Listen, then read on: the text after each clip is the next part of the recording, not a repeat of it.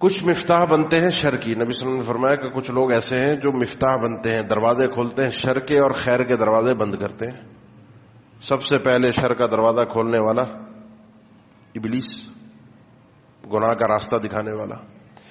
انسانیت کے اندر سب سے پہلے یہ متعارف کروانے والا کہ کسی سے دشمنی ہو, اختلاف ہو, اس کو دنیا سے رخصت بھی کیا جا سکتا ہے, قتل کر دو. اس سے پہلے انسانیت کو پتہ نہیں تھا کہ یہ بدلہ لینے کا طریقہ کار بھی ہے. اب انسانیت کے دماغ میں آ گیا. اللہ کے نبی صلی اللہ علیہ وسلم نے فرمایا کوئی بھی قتل کرتا ہے تو کہیں نہ کہیں سے اس نے دیکھا تو ہوتا ہے نا کہ فلاں نے قتل کیا, خبریں سنتے ہیں آپ, اطلاعات ملتی ہیں, اس نے پیچھے کہیں سے, اس نے پیچھے کہیں سے, یہ تسلسل ایک تاریخ کا لیتے جاؤ تو وہ جو آدم کے بیٹے نے قتل کیا تھا اس کے سر اس کا گناہ پہنچتا ہے. فعلیہ من الآثام مثل الذی فعلہ, اس کے اوپر بھی اسی طرح گناہ کا وزر چڑھتا ہے ہر آدمی پر. یہ تو عمومی الفاظ اللہ کے نبی صلی اللہ علیہ وسلم کے کہ جو بھی کوئی گناہ کا دروازہ کھولتا ہے اس کو اسی حساب سے گناہ ملتا ہے جس حساب سے اس کے بعد دیکھا دیکھی لوگ گناہ کرتے ہیں. نوح علیہ السلام کی پہلی قوم تھی جس نے زمین کے اوپر کیا ایجاد کیا؟ شرک اللہ کے ساتھ, پہلی دفعہ. انسانیت کو پتہ نہیں تھا. لوط علیہ السلام کی قوم ایسی تھی, لوط علیہ السلام نے ان کے عمل پر جب انکار کیا, وَلُوطًا إِذْ قَالَ لِقَوْمِهِ أَتَأْتُونَ الْفَاحِشَةَ مَا سَبَقَكُم بِهَا مِنْ أَحَدٍ مِّنَ الْعَالَمِينَ. انسانیت میں کوئی ایسا نہیں رہا. آج تاریخ انسانیت میں کسی کے دماغ میں نہیں آیا کہ انسان اس طریقے سے بھی کچھ کر سکتا ہے. تم بدبختوں کہاں سے یہ چیز لے آئے؟ پہلی دفعہ دروازہ انہوں نے کھول دیا, پتھر پڑے ان پہ, بارش ہوئی, لیکن انسانیت کو پتہ چل گیا کہ یہ بھی گناہ کا ایک راستہ ہے, طریقہ کار ہے. عمر ابن لحی پہلا وہ آدمی تھا جو شام سے بت لے کر آیا تھا جزیرہ عرب میں. اس سے پہلے جزیرہ عرب میں بتوں کا سلسلہ دین ابراہیمی میں نہیں تھا. اسماعیل علیہ السلام نے بیت اللہ قائم کیا, بنایا, تعمیر کیا ابراہیم علیہ السلام کے ساتھ مل کر. وَإِذْ يَرْفَعُ إِبْرَاهِيمُ الْقَوَاعِدَ مِنَ الْبَيْتِ وَإِسْمَاعِيلُ. اس کے بعد عمر ابن لحی پہلا وہ آدمی تھا تاریخ عرب میں جو یہ بت لے کر آیا تھا. آپ صلی اللہ علیہ وسلم نے فرمایا میں نے اسے دیکھا, وہ اپنی انتڑیاں جہنم کے اندر جمع کرتا ہے, سمیٹتا ہے اور پھر وہ بکھر جاتی ہیں. پہلا آدمی لوگوں کو, یعنی جس نے دروازہ کھولا ہے شر کا, گناہ کا راستہ دکھایا کہ ایسے بھی گناہ ہوتے ہیں. اب مسئلہ یہ ہے کہ پہلا معاملہ تو نمٹ چکا. اب ہم دین میں کوئی نیا کام کر سکتے ہیں, نیا انداز اپنا سکتے ہیں, نیا کام نہیں کر سکتے. نئے کام بدعت ہوتے ہیں. نیا اسلوب اختیار کر سکتے ہیں, نئے انداز اختیار کر سکتے ہیں. وہ نئے انداز کیا ہوتے ہیں, نیا طریقہ کار کیا ہوتا ہے؟ وہ نیا انداز اور طریقہ کار یہ ہوتا ہے کہ ایک چیز موجود ہے دین کے اندر, آپ اپنے آپ کے اندر, اپنی طبیعت کے اندر, اپنے مزاج کے اندر تبدیلی لے کر آئیں. سوچیں یہاں رک کر, آپ مفتاح للخیر ہیں یا مفتاح للشر ہیں؟ فیصلہ خود کیجیے. بل الانسان علی نفسہ بصیرہ. انسان اپنے اوپر سب سے پہلا قاضی اور جج وہ خود ہے. خود وہ طے کرتا ہے میں کون ہوں, میرے اعمال کیسے ہیں, میں جنتی ہوں, میں جہنمی ہوں. خود انسان کو اندازہ ہوتا ہے. اسی لیے مرتے ہوئے اسے پتہ ہوتا ہے وہ کہاں جا رہا ہے.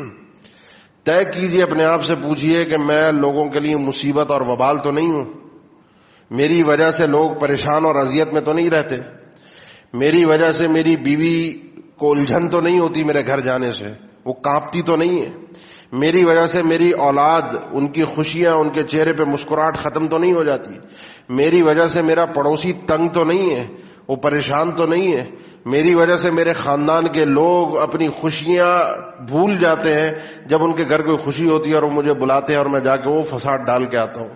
طے کیجیے, دیکھیے, آپ خود جانتے ہیں اپنے آپ کو. بل الانسان علی نفسہ بصیرہ. یا میں وہ آدمی ہوں کہ جس کے جانے سے لوگوں کے چہروں پہ رونق آ جاتی ہے, جس سے لوگ ملنا چاہتے ہیں, جس سے لوگ محبت کرتے ہیں, جس کے لیے لوگ دعائیں کرتے ہیں پیٹھ پیچھے, جس کے لیے خیر کی بات کرتے ہیں. مفتاح للخیر مفتاح للشر. آپ کے کردار سے آپ کو پتہ چلے گا. طے کیجیے. اب مسئلہ یہ ہے کہ انداز نئے اختیار کیجیے, اپنی مزاج میں تبدیلی لائیے, اپنے آپ کو کوشش کیجیے کہ میں دروازہ کھولوں. کیسے؟ اللہ کے نبی صلی اللہ علیہ وسلم تشریف فرماتے, تقریباً کتب احادیث میں حدیث موجود ہے.